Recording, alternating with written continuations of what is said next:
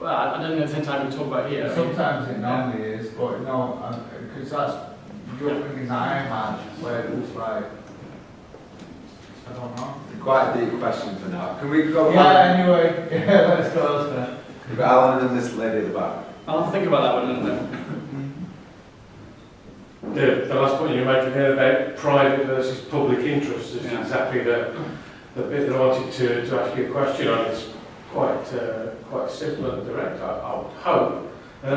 In your opinion, is there anything more behind the wave of privatisation since Reagan Thatcher in the 80s? Is there anything more behind it than just diverting the public fund to friends? I'm not sure I would go along with the idea that it was. I mean, that would sound like it was a very strategic, thought-through set of policies. But I think privatisation, the rationale behind it has changed over time. Actually, I think Thatcher. I mean, people forget Thatcher didn't really privatise very much in her first term. She was fighting other battles, but. And it was a very slow, step-by-step process. And I think clearly Thatcher wanted to take on the unions. She wanted to restore what she said the right of management to manage after the 1970s. She wanted to take on the unions. She clearly didn't like the state being involved in the economy at all. She thought that the economy could be run like a small business, like her father's grocery shop or whatever it was. And so she clearly had a kind of ideological aversion to all things public. So privatisation, I think, was being put forward from Tory think tanks in the. Is that what she said? The grocery shop?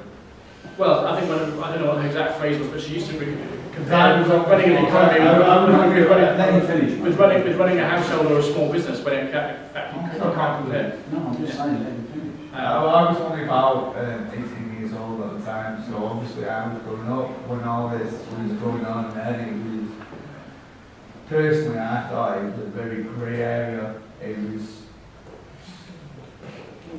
Right. the economy was right down, and it was nasty, and I remember my mother and father really struggling, trying to pay the mortgage, everything, and really struggling. My dad was working his back out, really. He ended up becoming a managing director of the company, and fortunately, you know, like the economy was a mess, but my dad actually did quite well. He thrived. Thank you. But I think it's an important point that privatisation was quite popular. No, but there was a lot of people who were absolutely, they couldn't pay the bills, anything, but unfortunately that father could. So I came out of it quite well, fortunately. I don't know how, but you know, some people didn't. So anyway. Thank you very much. We need to have a broad. Yeah. Sorry. You know, I'm just thinking because a lot of people seem to be a little bit older than me, so it's. Sorry, so I'm not being disrespectful. But it's just that I think we've all got memories. We've all got memories. All right. No, older and wiser. Thank you very much, sir. Thanks very much. All right, this lady at the back.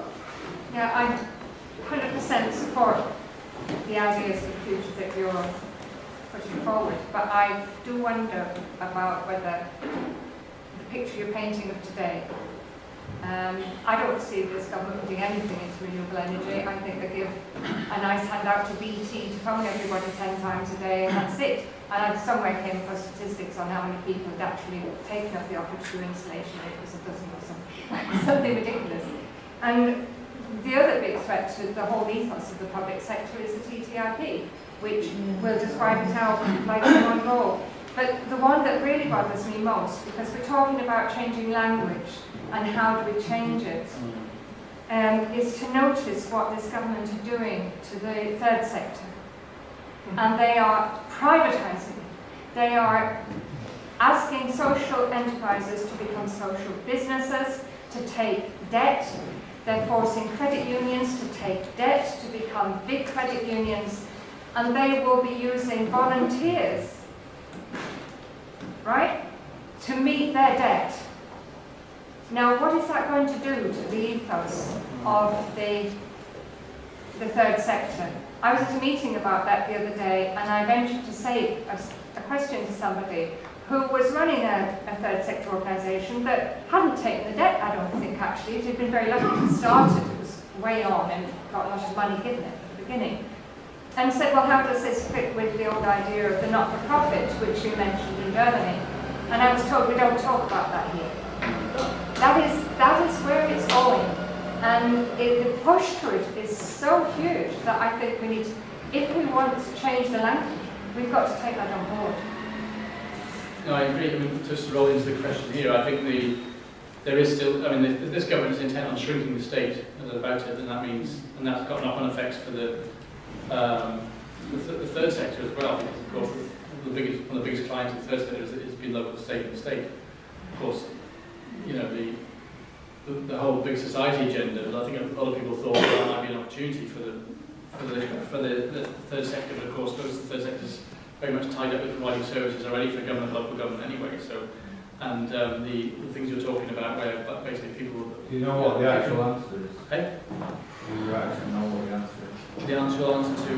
Because I believe that the actual real answer is hilarious. That it's going to be the last again, the third party people, the people that are being taxed and paying away for everybody else who is going to be there taking notes out of everybody's mouth. That's my verdict. But everybody else is.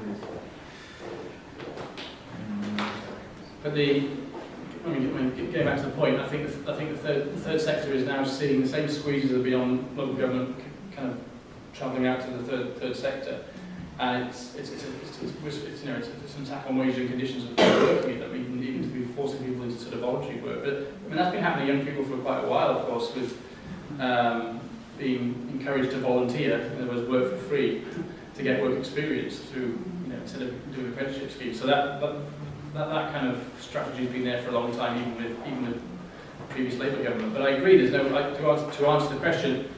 I can't see this. I don't necessarily see things getting any better with the government we have in the UK, and I'm not sure they'll get better even with some kind of Labour-led government, because they seem to be signing up to the same economic austerity policy. Unless you break with those austerity policies, and actually Ed Gordon, and not somebody I like very much, but I thought around about 2010 when he was talking about more of a Keynesian solution, he was on the right lines, and he's now obviously been beaten back into an austerity narrative. So it's not very hopeful at all for the third sector, or I think for local government or the public sector in the current vein, because obviously the whole talk is. What is the best way that you think that government will create? I'm sorry, sir, I'll have to stop you. We've got some questions. One question at a time. Okay, You know, Julian. and let everybody else. Right, I'll walk with.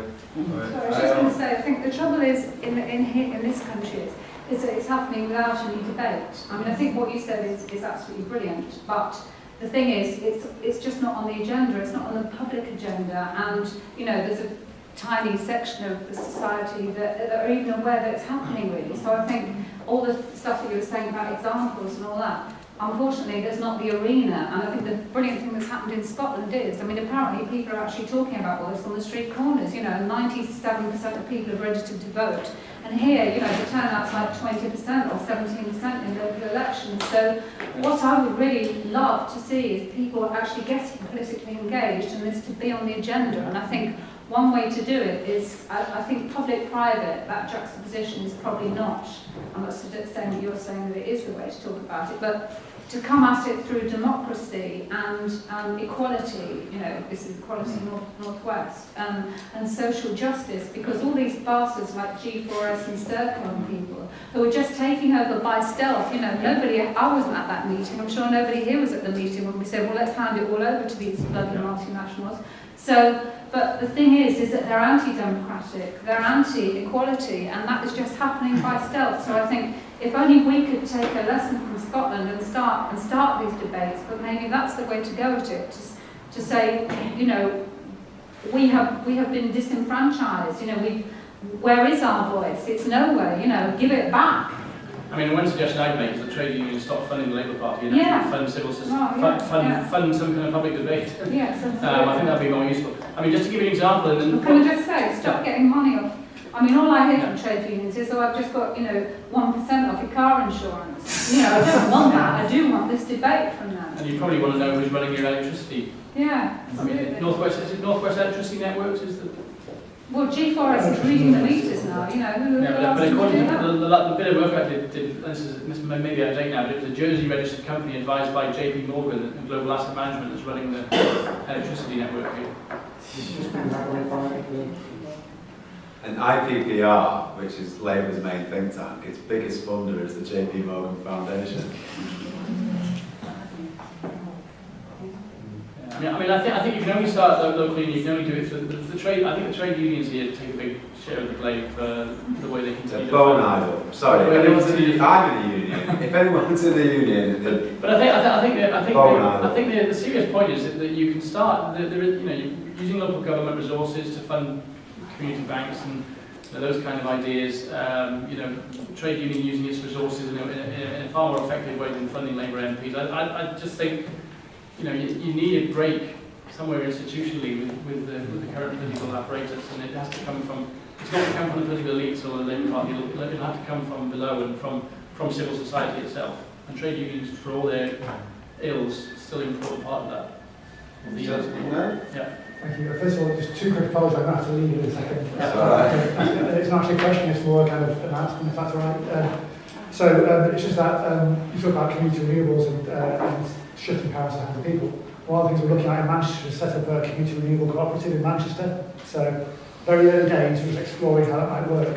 If anyone's interested in that, then if I get an email around the group about that, with more information, that'd be great.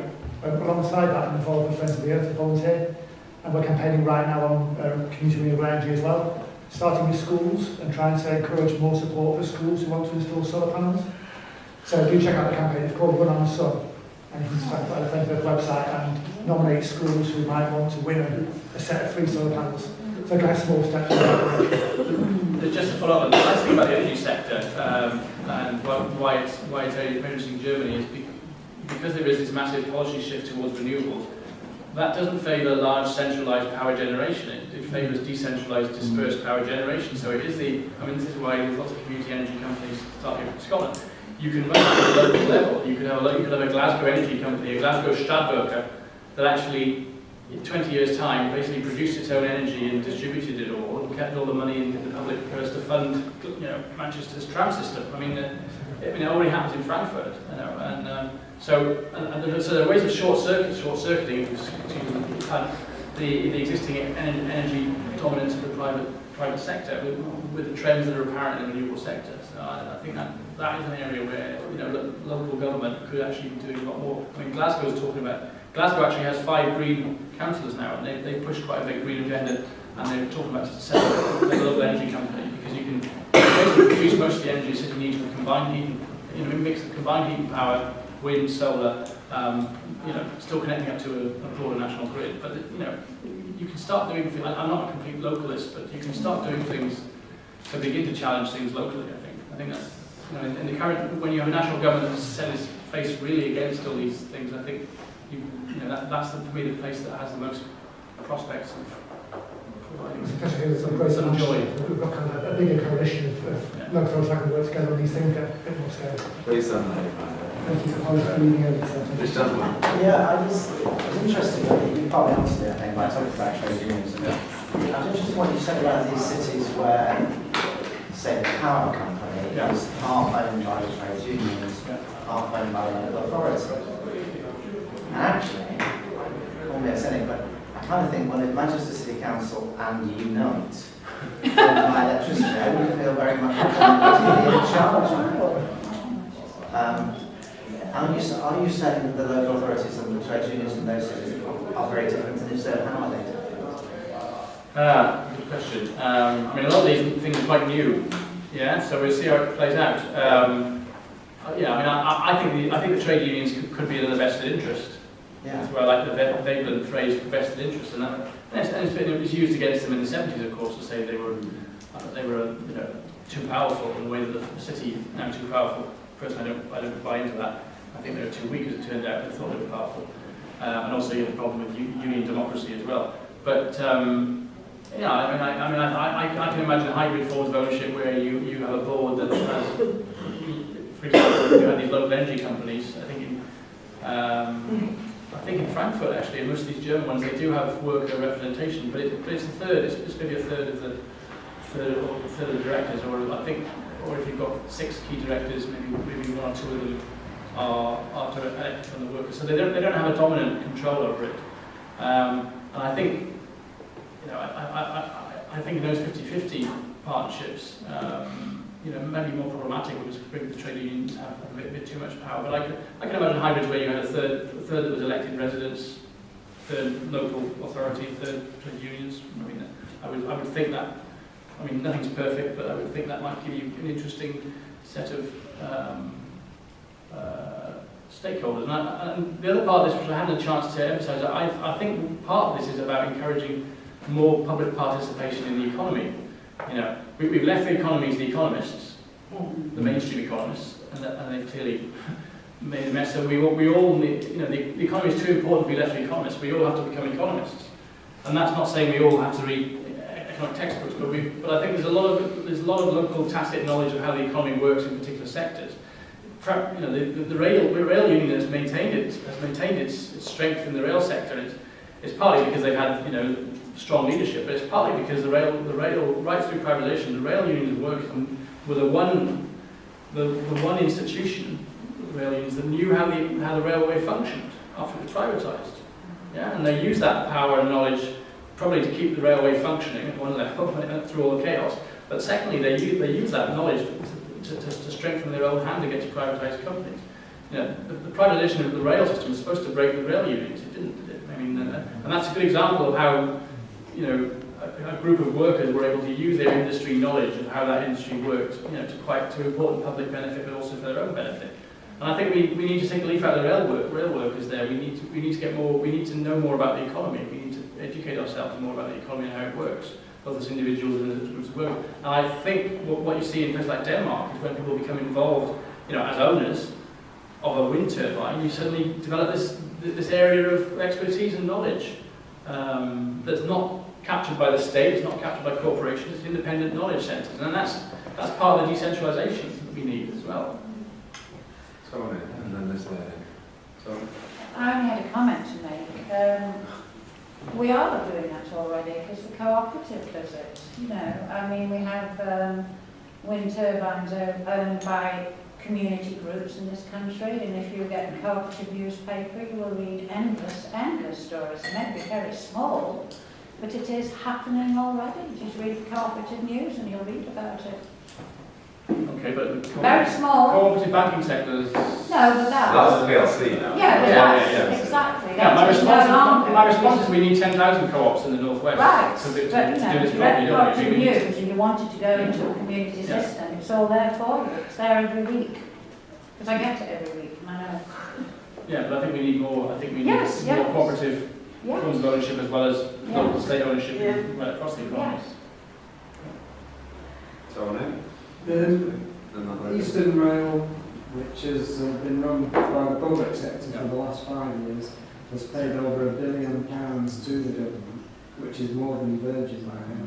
The 2 previous private owners of Eastern Rail both went to the wall, they couldn't make profit, they threw the keys back in, it cost the taxpayer a lot of money, and yet Labour are backing off, pushing through with nationalisation, even where they've got evidence, and I'm sure they could convince the people. And if anyone followed the TUC conference last week, then you can see that there's nothing coming new from there. I agree. This lady and then that gentleman at the back.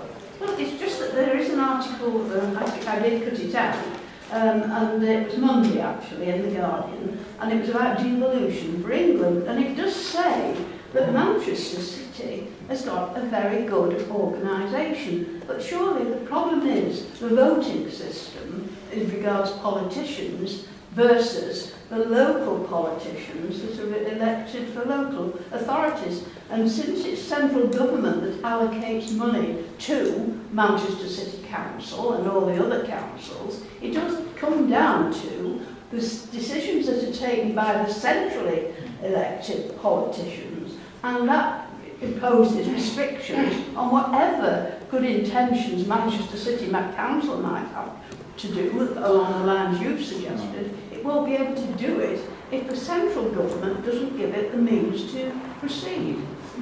Yeah, no, I agree, and that's why I think federal systems are kind of better.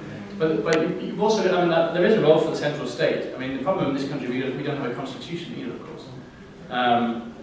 Again, I don't want to keep lionising Germany, but they do have a constitution which means for every citizen there is certain social rights, you know, to basically some sort of decent standard of life that's underpinned by a central national constitution. And I think that's the kind of role that central states should play.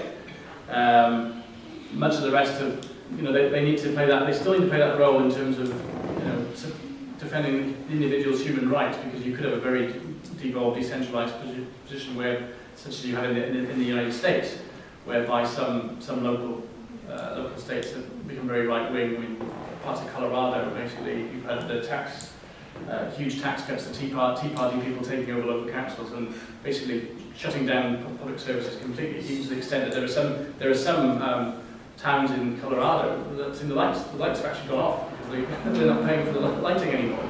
So I mean, that's where too much decentralisation can take you. So I think you need a balance between a sort of devolved policy, but at the same time a certain set of centrally held constitutional rights for each citizen that make sure there's a basic social, more than a safety net, but you know, people have social as well as basic human economic rights as well.